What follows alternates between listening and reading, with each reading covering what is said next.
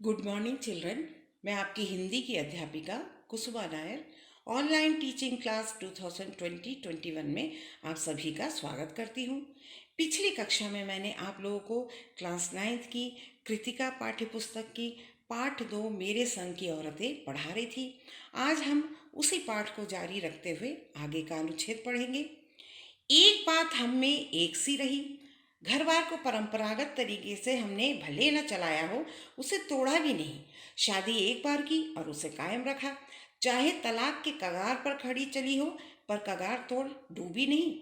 शायद इसलिए कि जैसा मैंने अपने पहले उपन्यास में लिख डाला था, हम सभी विश्वास करती रही होगी कि मर्द बदलने से कोई प्रयोजन सिद्ध नहीं होता। घर के भीतर रहते हुए भी अपनी मर्जी से जी लो तो काफ़ी है। लेखिका कहती है कि हम सारी बहनें जो हैं हमेशा एक समान रही है, एक बात पर एक समान रही है। घर बार को परंपरागत तरीके से भले ही हम लोगों ने अपने परिवार को परंपरागत तरीके से भले ही न चलाया हो, लेकिन अपनी घर गृहस्थी को तोड़ा भी नहीं। शादी एक बार की और उसे ही कायम रखा, उसी को हमने निभाया। चाहे हमारी शादी टूटने के कगार पर रही हो, तलाक के कगार पर रही हो, लेकिन हमने उसे तोड़ा नहीं। शायद इसलिए कि जैसा मैंने अपने पहले उपन्यास में लिखा था, लेखिका कहती है मेरे पहले उपन्यास में मैंने लिखा था कि हम सभी विश्वास करती रही होंगी कि मर्द बदलने से यानी पति बदलने से कोई फायदा नहीं होता। घर के भीतर रहते हुए भी अगर हम लोग अपने मन माफिक जी ले तो वही काफ़ी है। शादी के बाद मैं बिहार के एक छोटे कस्बे डालमिया नगर में रही। लेखिका विवाह के बाद एक बिहार के एक छोटे से कस्बे डालमिया नगर में कुछ दिन रही, जहाँ मर्द औरतें चाहे पति पत्नी क्यों ना पिक्चर देखने भी जाते तो अलग अलग दड़बों में बैठते। वो कस्बा बहुत ही छोटा सा था और पिछड़ा हुआ भी था। लेखिका कहती है वहाँ के मर्द औरतें भी चाहे वो पति पत्नी भी क्यों ना हो, एक साथ कहीं आना जाना नहीं करते। अगर पिक्चर भी देखने जाते हो तो वो लोग अलग अलग दड़बों में बैठते। दड़बा मतलब जैसे हम लोग फिल्म देखने जाते हैं तो अलग अलग क्लास होता है, फर्स्ट क्लास या बालकनी जो भी हो, तो वैसे अलग अलग श्रेणी में वो लोग बैठते थे पति पत्नी। मैं दिल्ली से कॉलेज की नौकरी छोड़कर वहाँ पहुँची थी डालमिया नगर, और नाटकों में अभिनय करने का मुझे शुरू से शौक रहा था। मैंने उनके चलन से हार नहीं मानी। वहाँ की जो औरतें थी वो थोड़ी पुराने रीति रिवाज वाली थी। तो लेखिका कहती है मैंने उन सबको साल भर के भीतर जो है उन्हीं शादीशुदा औरतों को दूसरे मर्दों के साथ नाटक करने के लिए मना लिया उन सबको। और अगले 4 साल तक लेखिका ने कई सारे नाटक किए। अकाल राहत कोष के लिए उन्हीं के माध्यम से पैसा भी इकट्ठा किया। अकाल राहत कोष जैसे प्रधानमंत्री राहत कोष होती, जैसे कोई भी प्राकृतिक आपदा आ जाती है तो उसमें हम लोग पैसा जमा करते हैं, तो वैसे ही जो है अकाल राहत कोष के लिए उन्होंने अपने नाटकों के माध्यम से ही पैसा इकट्ठा भी किया। वहाँ से निकली तो कर्नाटक के और भी छोटे कस्बे बागलकोट में पहुंची। लेखिका बिहार से निकली तो कर्नाटक के एक छोटे से कस्बे जिसका नाम था बागलकोट, वहाँ पहुंची। अब तक उनके 2 बच्चे भी हो चुके थे और वो बच्चे स्कूल जाने लायक हो गए थे। लेखिका कहती है कि उस कस्बे में यानी कर्नाटक के उस कस्बे में जो है कोई ढंग का स्कूल नहीं था। तो लोगों की राय पर उन्होंने वहाँ के एक चर्च था, और चर्च के जो वो चर्च कैथोलिक चर्च था, और वहाँ के जो बिशप है उनके जो उस चर्च के जो है जो धर्म गुरु हैं उनके पास जाकर वो दरख्वास्त करती है, विनती करती है कि उनका मिशन वहाँ उसी बागलकोट में एक सीमेंट का भी कारखाना था, तो सीमेंट के कारखाने के साथ जो है मिलकर वहाँ पर एक स्कूल खोल दे, एक प्राइमरी स्कूल खोल दे। पहले उन्होंने यानी बिशप ने पहले तो उसके लिए मना कर दिया, असमर्थ थे वो, क्योंकि उस प्रदेश में क्रिश्चियन जनसंख्या बहुत कम थी, ईसाई धर्म के लोग वहाँ बहुत कम थे, इसलिए उन्होंने अपनी असमर्थता व्यक्त की स्कूल खोलने में। मैंने यानी लेखिका ने गैर क्रिश्चियन बच्चों को भी शिक्षा पाने के लायक सिद्ध करते हुए अपना इसरार जारी रखा।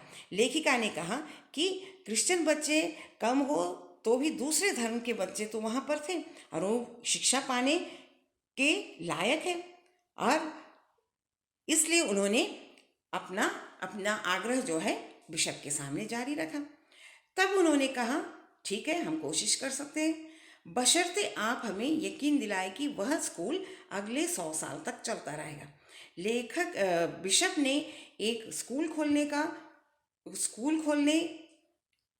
यकीन तो दिलाया, लेकिन उन्होंने एक शर्त भी रखी। उन्होंने लेखिका से कहा कि आप मुझे यकीन दिलाइए कि अगले 100 साल तक जो है ये स्कूल चलता रहेगा।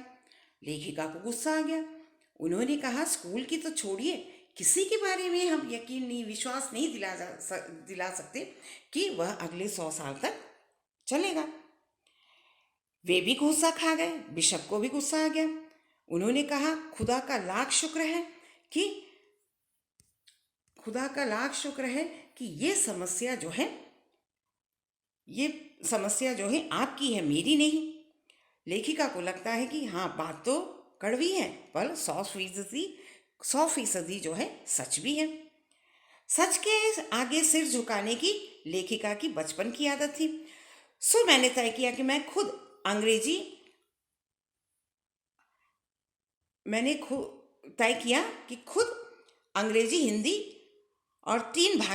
हिंदी कन्नड़ 3 भाषाएं पढ़ाने वाला एक छोटा सा प्राइमरी स्कूल वहाँ खोलूंगी और कर्नाटक सरकार से उसे मान्यता भी दिलाऊंगी। वहाँ के अनेक मेहनती लोगों और शिक्षा में रुचि रखने वाले लोगों के माध्यम से जो है उनका ये व्रत स्कूल खोलने का जो इरादा था वो भी पूरा हो गया। मेरे बच्चे और अन्य अफसरों के बच्चे उसी स्कूल में पढ़े। बाद में अलग अलग शहरों के अलग अलग ख्यात स्कूलों में दाखिला भी पा गए। बाद में जो है अलग अलग शहरों के जो बड़े बड़े स्कूल थे, नामी स्कूल थे, वहाँ पर उनके बच्चों ने दाखिला पाया। ऐसे अनेक मौके आए जब मैंने अपने जिद्दीपन के नमूने पेश किए। लेखिका कहती है, कई सारे जगह जो है मैंने अपनी जिद को पूरा किया। कई सारे क्षेत्र थे जहाँ पर मैंने अपने जिद को पूरा किया, पर सबसे ज़्यादा उसने मंच पाया मेरे लेखन में, जो शुरू से अब तक लीक से खिसका अपनी राह खुद तलाशता रहा। पर सब कुछ कर लेने पर भी मैं अपनी छोटी बहन रेनू के मुकाबिल नहीं पहुंच सकती थी। लेखिका कहती है, सब कुछ मैं कर सकती थी, लेकिन मैं अपनी छोटी बहन लेखिका की उसकी बराबर तक नहीं पहुंच पाई। 1950 के अंतिम दौर में एक रात दिल्ली में एक साथ 9 इंच बारिश हो गई। एक बार 1950 की बात है, लेखिका कहती है कि दिल्ली में एक साथ जो है 9 इंच बारिश हुई। और दिल्ली की खासियत है कि जब भी पानी बरसता है वहाँ, तो वहाँ के नदी नाले और पुल सब पानी से भर जाते हैं, वहाँ का यातायात भी ठप हो जाता है। इस कयामती बारिश के बाद तो सरकारी दफ्तरों के पहले तल्लों में फाइलें पानी में तैर आई थी। पानी इतना ज़्यादा गिरता है वहाँ कि वहाँ के जो सरकारी दफ्तर है उनका जो पहला तल्ला है, वहाँ पर जितनी भी फाइलें रखी रहती है वो सब पानी में तैरती रहती है। अगली सुबह किसी तरह का कोई वाहन सड़क पर निकला नहीं था। जाहिर है रेणु के स्कूल की बस भी उसे लेने नहीं आई थी। अब इतनी बारिश में स्कूल बस आना मुश्किल है। रेणु ने कहा, कोई बात नहीं, मैं पैदल चली जाऊंगी। लेखिका कहती है, सभी घर के सभी लोगों ने उसे समझाया कि स्कूल बंद होगा, मत जाओ। उसने कहा, आपको कैसे पता? इस सवाल का माकूल जवाब किसी के पास नहीं था। लेखिका कहती है कि उसके इस सवाल का जो है एक उचित जवाब जो है किसी के पास नहीं था। रेणु भी अपनी मनमर्जी से सब कुछ करती थी। हमारे यहाँ फ़ोन तो जरूर लगा था, स्कूल में भी फ़ोन रहा होगा, पर बारिश के चलते वह फ़ोन भी ठप पड़ा हुआ था। तो रेणु अकेली जो है पैदल स्कूल की ओर चल देती है। गनीमत यह थी कि बारिश एक साथ बरस लेने के बाद थम गई थी। सड़कों पर पूरा पानी था, पर और बरस नहीं रहा था। तो रेणु 2 मील पैदल चलकर जो है स्कूल पहुंची। जैसा हमने कहा था स्कूल तो बंद था। अब इतनी बारिश में स्कूल का चालू होना मुश्किल था।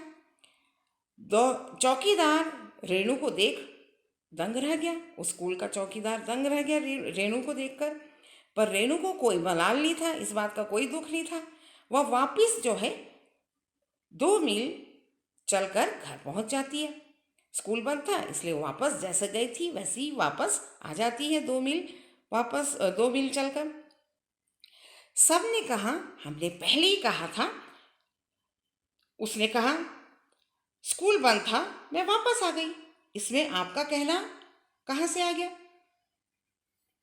स्कूल बंद था तो मैं वापस आ गई, तो इसमें कौन सी बड़ी बात है, ऐसा उसने कहा सबसे। सोचती हूँ कैसे रोमांच का अनुभव हुआ होगा उसे, यानी रेणु को। जगह जगह पानी से लबलब करते सुनसान शहर में निचाट अकेली, मतलब एकदम अकेली जो है वह अपनी धुन में मंजिल की तरफ चलते चले जाना। मंजिल की तरफ मतलब अपने स्कूल तक जाना था उसको और स्कूल से वापस आना था। और इसी को लेखिका कह रही कि अपने मंजिल तक जो है नितांत अकेले सड़क पर चले आना जो है कुछ अजीब सा रोमांच का अनुभव उसे प्राप्त हुआ होगा। सच अकेलेपन का मजा ही कुछ और है। लेखिका कहती है अकेलेपन का मजा कुछ और ही होता है। अब इस अगला पाठ जो है हम अगली कक्षा में पढ़ेंगे।